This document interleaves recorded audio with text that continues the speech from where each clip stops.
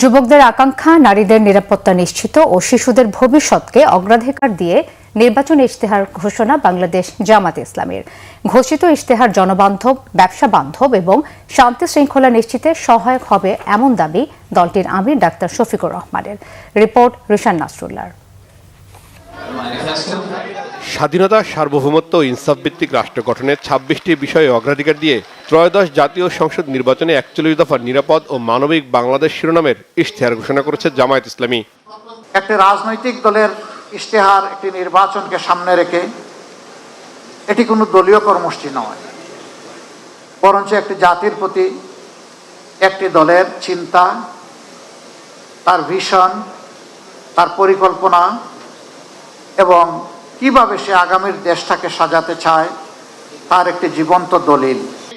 ইশতেহার ঘোষণা করে দলের আমির ডাক্তার শফিকুর রহমান বলেন, সুযোগ পেলে যুগান্তকারী পরিবর্তন আনার পাশাপাশি দেশ গড়বেন ঐক্যের ভিত্তিতে।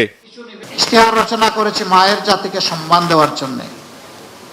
ইশতেহার রচনা করেছি শিশুদেরকে নিরাপদ আবাসভূমি তৈরি করে দেওয়ার জন্য, তার মেধা বিকাশের উপযুক্ত পরিবেশ নিশ্চিত করার জন্য। আমরা এমন একটা বাংলাদেশ গড়তে চাই, পিছনের রাজনৈতিক কালচার আর ধারণ করে চলতে চাই না, ওগুলাকে সম্পূর্ণ পিছনে ফেলে যুব সমাজের হাত ধরে এখন সামনে এগিয়ে যেতে চাই। আমি জামাতে ইসলামের বিজয় চাই না, আমি 18 কোটি মানুষের বিজয় চাই। আমি কোনো গোষ্ঠ পরিবর্তনকে কোনো রাজনীতিতে বিশ্বাস করি না। আমি বিশ্বাস করি জনতার রাজনীতিতে, জনগণের রাজনীতিতে। নির্বাচনী প্রচারণায় দেওয়া বক্তব্যের সমালোচনার জবাব দেন জামাত আমির। বলেন, প্রতিশোধ নয়, ক্ষমাকেই অগ্রাধিকার তার। আজকে আমি একজন আহত সৈনিক।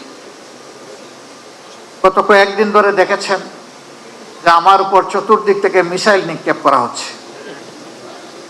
আমি কোনো অ্যান্টি মিসাইল ইউজ করব না, বরঞ্চ আমার রাজনৈতিক সহকর্মীদেরকে আজকে আপনাদেরকে সাক্ষী রেখে যারা সম্পূর্ণ অন্যায়ভাবে আমার চরিত্র হনন করেছেন, আমি তাদের সবাইকে ক্ষমা করে দিলাম।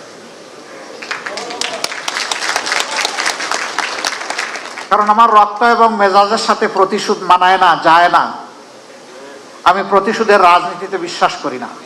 ইশতেহার ঘোষণা করে দেশ গঠনে জামায়াতের বিভিন্ন পরিকল্পনার কথাও জানান ডাক্তার শফিকুর রহমান। রিশান নাসরুল্লাহ, বাংলা ভিশন, ঢাকা।